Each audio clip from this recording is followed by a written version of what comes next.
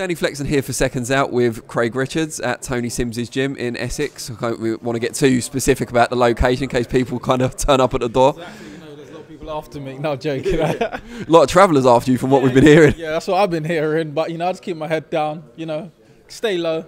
You won't find me. We saw a few caravans parked on the lawn on the way in, but I'm sure it's unconnected to that.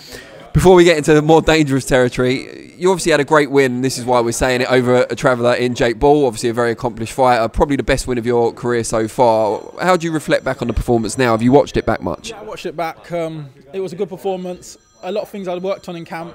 Obviously, it wasn't long enough to start executing some of the new things I wanted to perform and show, but an early... Yeah, Jake, why don't you last a bit longer so you could test some moves out, for God's sake? Well, of course, the earlier nights, the better. That's what we planned for in the boxing. Let's not pretend we want to be there slugging it out for 7, 8, 9. The quicker the nights, the better. So it all went according and went to plan, and I was just happy with the result.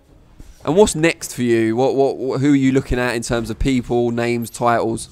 It's not people specifically, it's just about progress and keep moving forward. Obviously the goal and the dream is always to be world champion, so you just got to take the necessary steps to get there. So it's all about my progress, getting the next title, moving on, working my way up in the rankings, up the WBA rankings, and eventually get towards the world title. That's what the plans are. What is that next title, and when do you think you'll be out next as well? Hopefully, possibly June. Maybe the Commonwealth title could be a good shout for me, something like that, at that level. Maybe the Commonwealth, maybe the British, and then pushing on, you know, just taking the necessary steps to get ready to prepare myself properly for the future.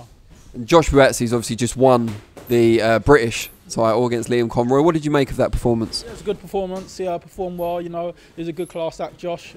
He went out there and showed his level against Liam Conroy, which Liam Conroy is a good fighter as well, very decent fighter as well. And Josh dispatched of him, so fair credit to him.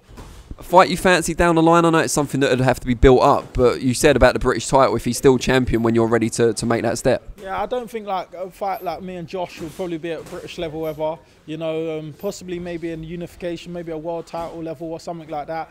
I don't really look at Josh in that way at the moment. He's just doing his thing, I'm doing my path, and you know, we're both just trying to get to the top of our game, you know. Who do you look up to out there? Guys that, not so much historically, but guys that are fighting at the moment. Who do you kind of look up to and maybe try and take some elements off to add to your own style? Current fighters. I like fighters like maybe like Errol Spence. I think he's a really good fighter. I like the way he conducts himself.